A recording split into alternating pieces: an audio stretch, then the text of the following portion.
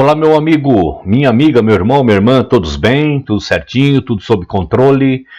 É, Vamos aí continuar fazendo, ouvindo, a explanação de uma maneira introdutória, superficial, dos livros bíblicos, tá certo? Lembrando que os meus vídeos não são para tirar a sua fé da tua denominação, do teu líder religioso e das doutrinas a qual foi dado a vocês, dizendo que são verdades absolutas e com total base bíblica. Não, não é para tirar sua fé. É somente a maneira que eu estou mostrando aqui para vocês, que eu vejo, que eu estou vendo. Lembrando também que a nossa Constituição me dá liberdade de expressão para eu poder falar sobre, principalmente ou particularmente aqui, sobre religião, e é o que eu estou fazendo. Dito isto, vamos então a explanação do próximo livro da onde nós paramos, tá certo? Vamos lá.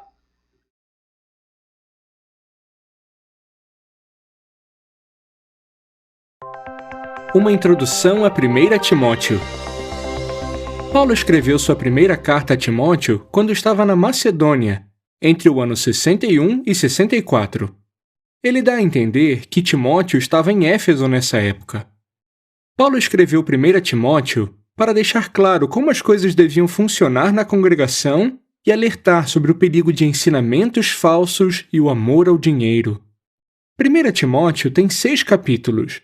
No capítulo 1, Paulo incentiva Timóteo a ficar em Éfeso para corrigir alguns que se desviaram dos ensinamentos de Cristo. Ele também menciona que era grato pela grande misericórdia do Cristo. Mesmo Paulo tendo perseguido os cristãos, Jesus ainda o considerava como um homem justo. Por isso, Jesus deu um ministério para Paulo cuidar. No capítulo 2, Paulo diz que nós precisamos orar por outras pessoas.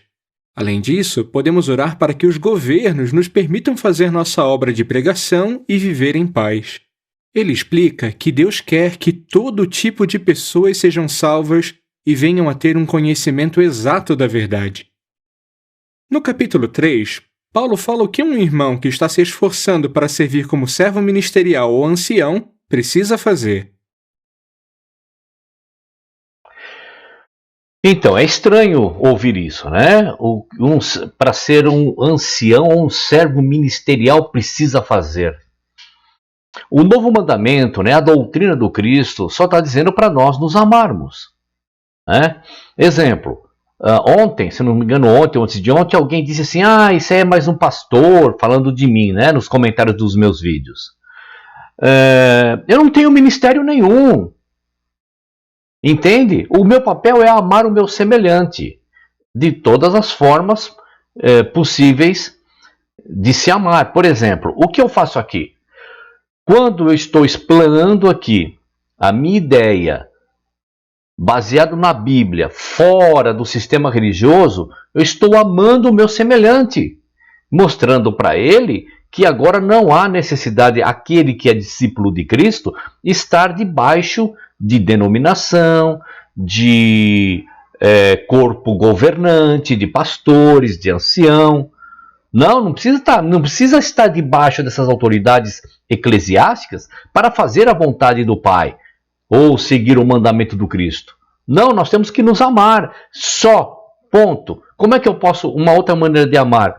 Eu posso ajudar um necessitado, eu posso dar uma palavra de incentivo a uma outra pessoa, eu posso ir à casa de uma outra pessoa que está precisando de uma ajuda, arrumar um telhado, tampar um buraco na parede, diversas maneiras. Ser um bom ouvinte. Agora, entrar nessa ideia de que servo ministerial, dando ideia que agora existe uma hierarquia eclesiástica e tem os membros e aí vem corpo governante. Não, isso não existe. Essa não é a doutrina do Cristo. Essa é a doutrina de Moisés. Vamos lá, vamos continuar.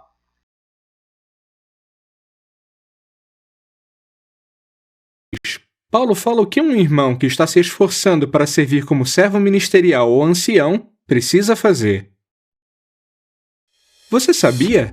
O verbo grego traduzido se esforçando passa a ideia de alguém que estica bem o braço para alcançar alguma coisa.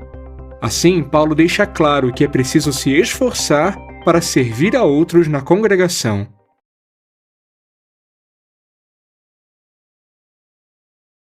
Tá correto. Precisamos nos esforçar para ajudar a outro. Ponto. Na congregação é por conta dele. É por conta desse narrador aí da Testemunha de Jeová. Tá certo? Estamos vendo um exemplo aí de uma pessoa ajudando uma idosa, o outro ali lavando um chão para alguém, o outro falando das coisas do Criador. Tá tudo certo. Temos que nos esforçar realmente. Agora, dentro de alguma congregação ou para a congregação, isso é por conta dele. Outros na congregação. No capítulo 4, Paulo diz que alguns iriam sair da verdade e iriam tentar levar outros junto com eles. Esses apóstatas iriam falar mentiras e até proibir o casamento. Paulo incentiva Timóteo a ser um bom exemplo no falar, na conduta e no amor. Timóteo devia continuar a se aplicar à leitura pública e ao ensino. No capítulo 5, ele aconselha Timóteo a tratar os idosos como se fossem pais, os jovens como irmãos, as idosas como mães e as jovens como irmãs. Ele explica para Timóteo que, quando for necessário, as congregações devem dar ajuda material para as viúvas idosas que... Novamente, a palavra congregação me soa muito mal. Isso é por conta dele. Paulo, ele orienta, ou os discípulos que estão cuidando dos locais por onde ele passou, orienta as pessoas. Congregação aqui são pessoas que agora estão na doutrina do Cristo ajudarem umas às outras. Agora, essa ideia de que agora um grupo de pessoas específicas, especiais, separadas, tem que ajudá-los, não é essa a ideia. Inclusive, arrastando a mente, o raciocínio das pessoas, achar que esse grupo de pessoas está debaixo de uma denominação. No caso aqui, Testemunha de Jeová. Certo? Debaixo lá do telhado do salão do reino. Debaixo do corpo governante. Não é isso. Tá? Não é isso.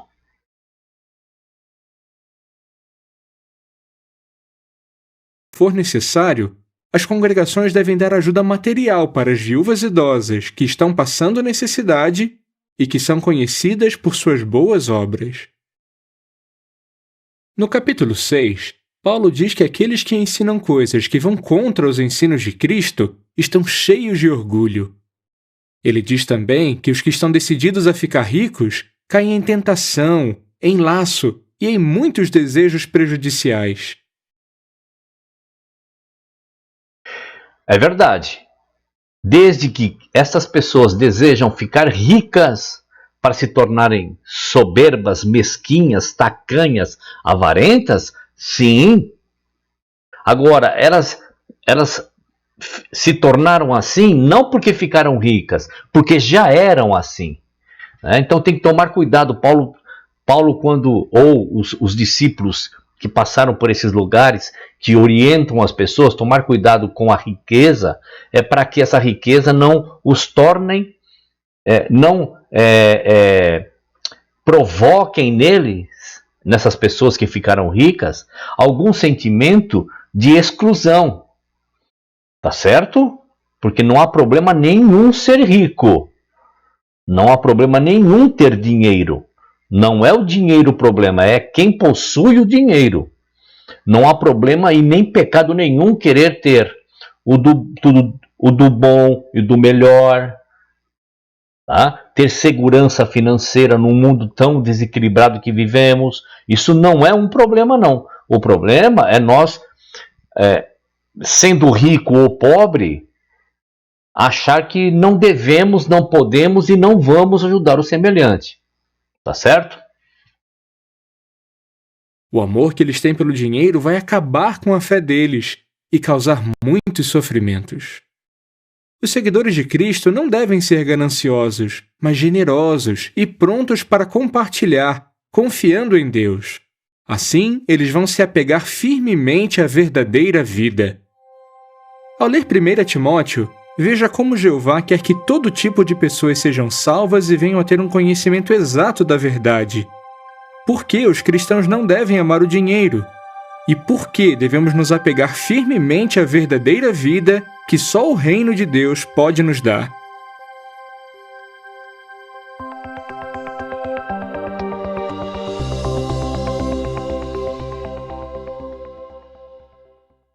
Bom, vimos aí a 1 Timóteo, vamos para a 2 Timóteo agora. Vamos lá.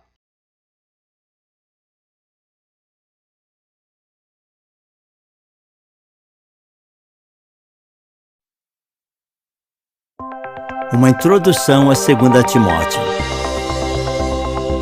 Paulo escreveu essa carta quando estava em Roma, por volta do ano 65. O imperador Nero estava perseguindo os cristãos, e Paulo foi preso em Roma mais uma vez. Da primeira vez, Paulo ficou preso numa casa. Mas agora, a situação era muito pior. Além de estar acorrentado, Paulo estava prestes a ser executado. Paulo escreveu essa carta para encorajar Timóteo a atiçar como a um fogo o dom de Deus que ele tinha recebido. Essa carta também incentivava Timóteo a fazer o melhor para agradar a Deus e a fugir dos desejos errados da juventude. 2 Timóteo tem Mais uma vez, eu gostaria de saber quais são os desejos errados da juventude. Eu fui jovem, eu tive diversos desejos, inclusive errados também. Agora, eu sei quais foram os meus desejos errados da juventude, eu sei quais foram os meus desejos errados da mocidade, e hoje eu sei quais são os meus desejos errados. Não existe só desejos errados na juventude. No decorrer da nossa vida toda nós temos desejos errados. Só que cada um sabe qual é o desejo errado para a sua própria vida. E quando o narrador das Testemunhas de Jeová diz uma coisa dessa, eu gostaria de saber dele, ou deles, dos Testemunhas de Jeová, quais são os desejos errados da juventude. 4 capítulos. Paulo começa a sua carta encorajando Timóteo, que pelo visto ainda estava em Éfeso. Na carta, Paulo conta que alguns irmãos na Ásia tinham se afastado dele. Mas ele elogia Onesíforo, que foi corajoso e procurou por Paulo para ajudá-lo. No capítulo 2, Paulo diz para Timóteo ensinar para outros homens fiéis tudo o que ele tinha aprendido com ele. Paulo fala para Timóteo rejeitar debates tolos e sem sentido que só geram brigas. Você sabia? Paulo escreveu 14 livros da Bíblia e a segunda carta a Timóteo foi o último livro que ele escreveu. Levou uns 15 anos para ele escrever todos esses livros. Ele escreveu pelo menos 5 desses livros enquanto estava preso em Roma. E a carta aos Hebreus foi escrita um pouco antes ou um pouco depois de ele ter sido solto. No capítulo 3, Paulo descreve como as pessoas seriam nos últimos dias do mundo de Satanás. Paulo relembra que as Escrituras são inspiradas por Deus e podem tornar Timóteo sábio para a salvação. Paulo também diz que todos os que desejarem levar uma vida de devoção a Deus em união com Cristo Jesus também vão ser perseguidos.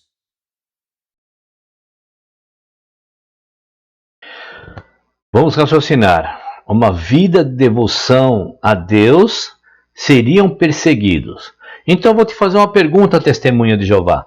Você é perseguido? Está sendo perseguido? Não? Você é adventista? Você é presbiteriano? Você é da congregação? Está sendo perseguido? Bom, segundo Paulo, então você não está tendo uma vida devota a Deus.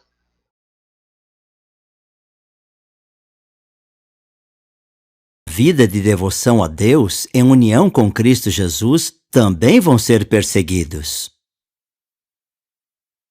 No capítulo 4, Paulo diz para Timóteo pregar a palavra urgentemente, porque vai chegar um dia em que as pessoas vão rejeitar a verdade e vão preferir que façam cócegas nos seus ouvidos com histórias mentirosas. Depois, Paulo dá a entender que logo iria morrer. Ele pede para Timóteo ir visitá-lo depressa e trazer Marcos junto com ele. Ao ler 2 Timóteo, veja que Paulo, apesar de estar prestes a morrer, se preocupava com seus irmãos, principalmente com Timóteo. Que todos que desejam levar uma vida de devoção a Deus vão ser perseguidos.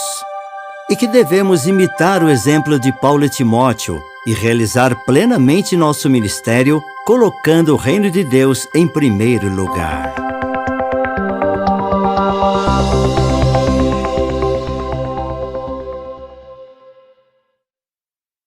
Vamos ao próximo.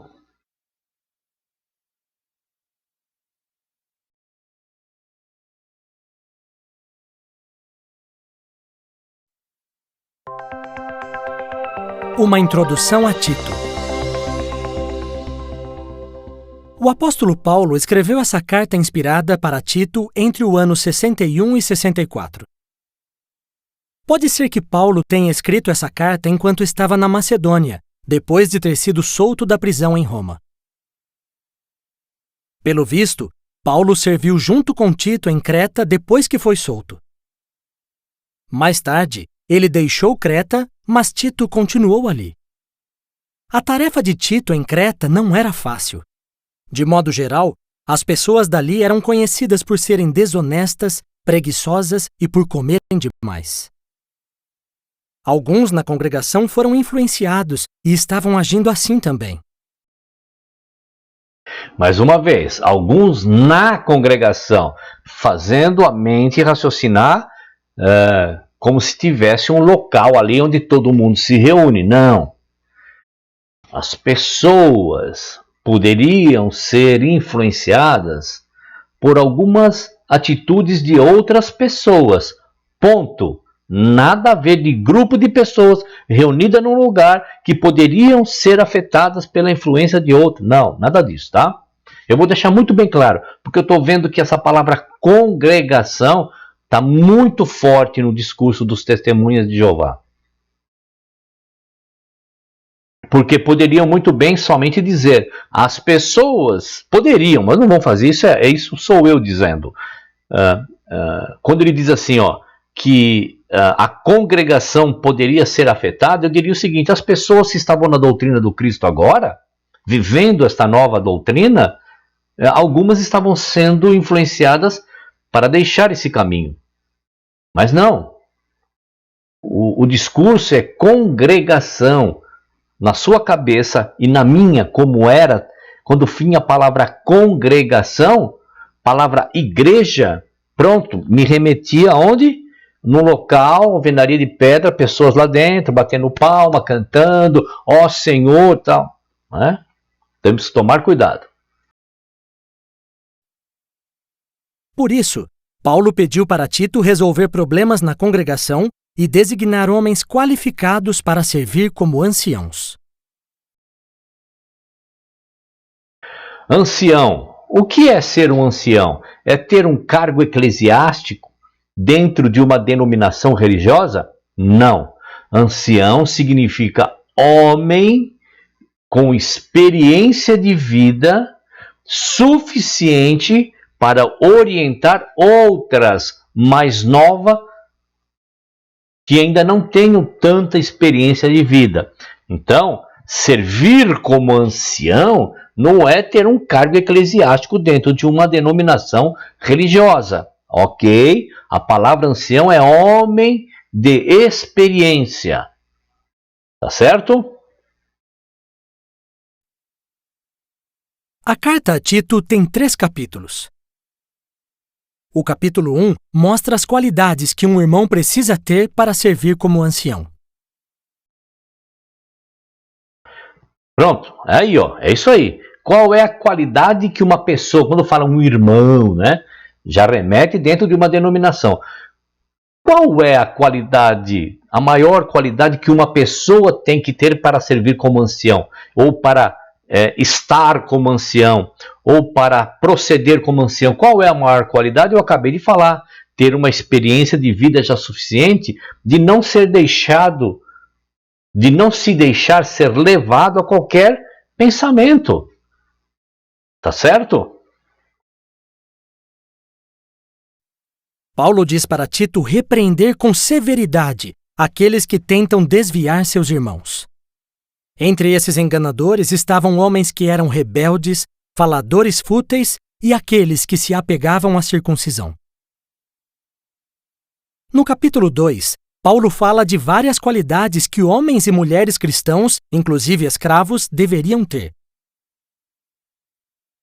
Para encorajar Tito, eu quero entender esse discurso aqui. Então, é dito que haveriam orientações para homens, mulheres, jovens cristãos e inclusive escravos. Fez essa separação por quê? Por que foi feita essa separação? Homens, mulheres, jovens, não importa se são livres, escravos, todos são um em Cristo. E aqui me parece que não está muito bem claro aí para os testemunhos de Jeová que agora não tem nem servo nem escravo. Ou livre ou escravo, ou governante ou governado, não tem mais nada disso. E me parece que estão dando uma escorregada nesse sentido.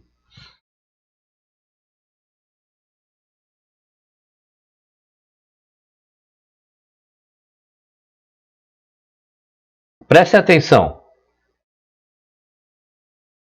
Paulo fala de várias qualidades que homens e mulheres cristãos, inclusive escravos, deveriam ter. Para encorajar Tito, Paulo diz para ele falar e agir com plena autoridade e não deixar ninguém o menosprezar. Você sabia? Pelo que conhecemos de Tito, ele era uma pessoa confiável e por isso cuidou de designações difíceis e assuntos delicados. Ele era corajoso e firme, mas ao mesmo tempo amoroso. E pelo visto era bem organizado. Paulo tinha certeza que Tito iria fazer um bom trabalho em Creta. No capítulo 3, Paulo diz para Tito relembrar aos irmãos de Creta que eles precisavam obedecer às autoridades seculares, ser razoáveis e brandos e que não deviam ser briguentos. Por último, Paulo diz para Tito não discutir nem brigar por causa da lei de Moisés e rejeitar qualquer pessoa que promova uma seita.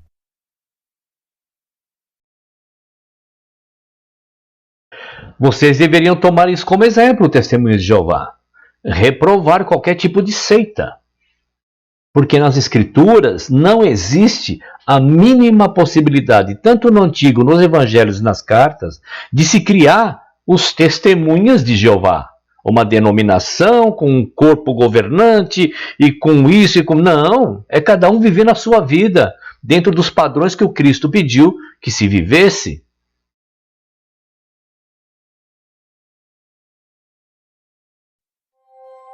Ao ler Tito, veja que os anciãos devem cuidar dos problemas da congregação com coragem. Que o Espírito de Deus pode atrair as pessoas e ajudá-las a desenvolver a personalidade de Cristo. E que todos que apoiam o reino de Deus precisam rejeitar as características ruins deste mundo.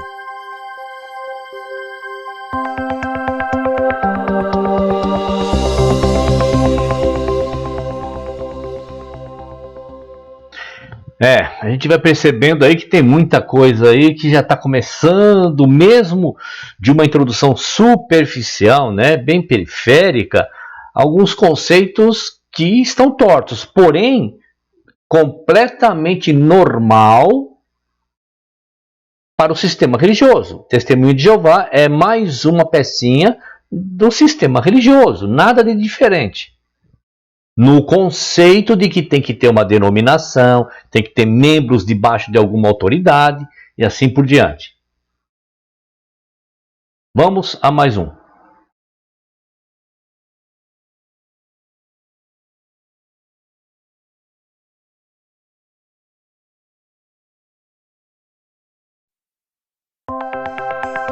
Uma introdução a Filémon. Paulo escreveu essa carta principalmente para seu amigo e irmão na fé, Filémon. Ele morava na cidade de Colossos, na Ásia Menor. A carta foi escrita em Roma entre os anos 60 e 61 e fala sobre Onésimo, o escravo de Filémon que tinha fugido.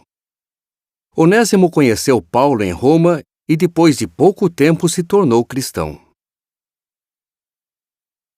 A carta a Filémon tem apenas 25 versículos. Paulo começa a carta cumprimentando Filémon e as pessoas da congregação que se reuniam na casa dele, incluindo Áfia e Arquipo. Paulo diz para Filémon que Onésimo não devia mais ser considerado como um escravo inútil, já que agora ele era um valioso irmão na fé. Tanto é que Paulo queria que Onésimo ficasse mais tempo em Roma. Deixa eu só parar um minuto aqui para deixar claro uma coisa, né? Alguém pode dizer, aí William, tá vendo? Se reuniam na casa não sei de quem. Sim, se reuniam.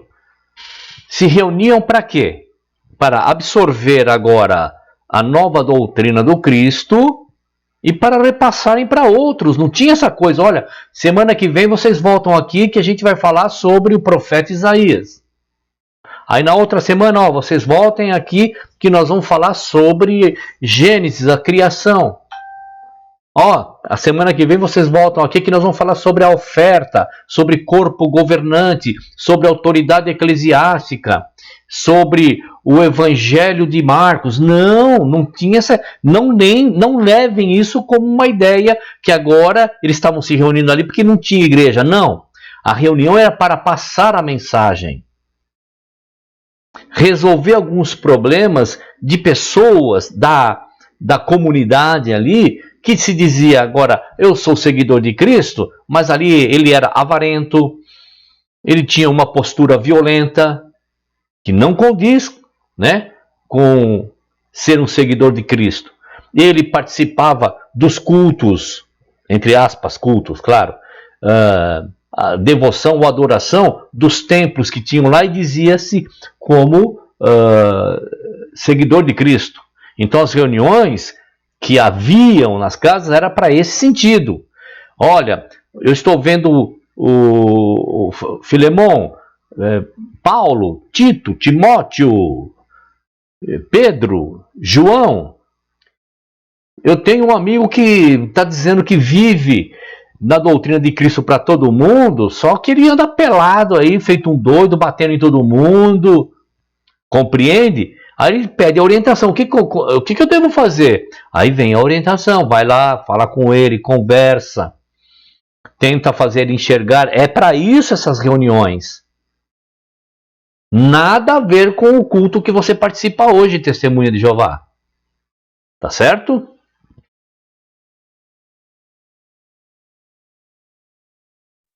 Mas Paulo não abusa da sua autoridade, insistindo que Onésimo fique com ele sem a permissão de Filémon. Então, Paulo manda Onésimo de volta para Filémon, que mora a uns 1.400 quilômetros de distância. Pela amizade que Filémon tinha com Paulo, e por causa do amor que os cristãos devem ter uns pelos outros, Paulo pede para Filémon receber Onésimo não como um escravo fugitivo. Deixa eu arrumar mais uma outra coisa aqui que fica subliminar, fica nas entrelinhas. Que os cristãos devem se amar uns aos outros. Os cristãos, aspas cristãos, mas os seguidores da doutrina de Cristo devem amar a todos. A todos, todos. Não é só amar os cristãos. A todos. A todos. Dá para entender, Testemunha de Jeová? A todos. Como quando Cristo disse assim, ó, um novo mandamento vos dou, amem-se uns aos outros. Ele não estava dizendo, meus discípulos, vocês só vão amar outros que seguirem a minha doutrina. Não, é para amar, amar, amar, amar. Respeitar. Porque quando você diz uma coisa dessa, testemunha de Jeová, você deixa nas entrelinhas o entendimento que só tem que ter amor e respeito com outra pessoa da sua própria ideia. E não é isso que o Cristo ensinou. Mas como um irmão na fé. Paulo até mesmo escreveu a carta inteira de próprio punho, algo que ele quase nunca fazia. Você sabia? De todas as cartas inspiradas que Paulo escreveu, a carta a Filémon é a única que trata de um assunto pessoal. Nessa carta, Paulo pede para Filémon ver Onésimo com outros olhos, como um escravo que agora é seu irmão. Paulo deixa claro que confia que Filémon vai fazer até mais do que se espera dele. Ao ler Filémon, veja como podemos mostrar confiança em nossos irmãos. Como Paulo teve verdadeira humildade quando não abusou da sua autoridade, e como ele deixou claro que a bondade e o perdão devem ser qualidades de todos os que querem herdar o reino de Deus.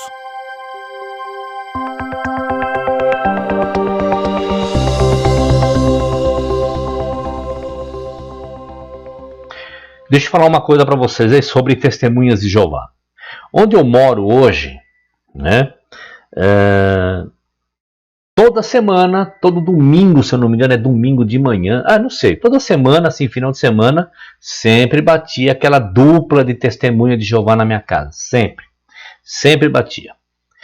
A primeira que bateu, aí eu comecei a fazer as perguntas que eu faço agora. Eles vêm com a ideia torta e eu tento responder, né, da maneira adequada.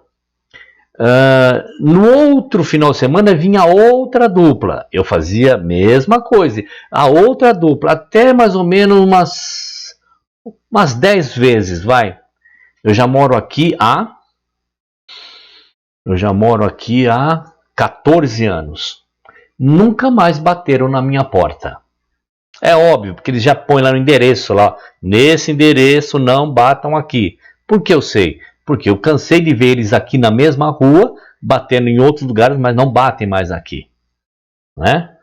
Até o dia que eu não sei como é que eles chamam da região, tem uma pessoa que é líder ali da região, esqueci o nome agora, foi extremamente mal educado comigo, foi duro, né?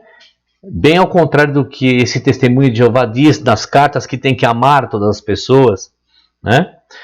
Foi muito duro, eu falei a mesma coisa para ele, eu falei assim, é isso que você aprende de Cristo, meu amigo? É óbvio que eu não estou generalizando, estou dizendo do caso específico, né?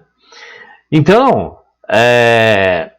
eu percebo, isso eu estou falando de testemunho meu, ninguém me contou, e não ouvi ninguém falando, eu vivi isso. Dá para perceber que os testemunhos de Jeová, neste sentido, são bem segregadores, são bem separatistas, né? Porque se eles encontram uma pessoa persistente em questionar, não passa mais lá. Bom, vamos lá, vamos às mensagens dos vídeos. Deixa eu dar uma atualizada aqui. Estou com o meu áudio aberto? Estou na página? Estou. Vamos lá, deixa eu atualizar para ver se tem alguma coisa aqui nos retidos.